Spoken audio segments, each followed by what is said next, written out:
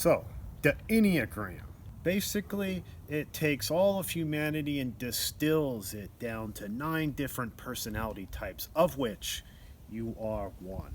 At first, I was skeptical, as it sounds, quite frankly, a little reductionist. And, everybody knows how I feel about reductivism. But you would do well to just sort of set your skepticism aside and give it a try. Turns out, I'm a 5. Now, what do I think of this? Well, first of all, it's 100% true. 5s live entirely inside their minds. In fact, they prefer to live inside of this space than reality itself. If 5s were a book, they'd be a fucking thesaurus. They thrive within their own imaginary constructs and seek to uncover the essence of things, the nature of reality as we know it. They attempt to put into words the very fabric of our existence and do so quite endlessly, using a number of rephrasings and unnecessary transitions and synonyms, taking everything at a glance and breaking it down to its basic components so that we can understand, adapt, and act accordingly.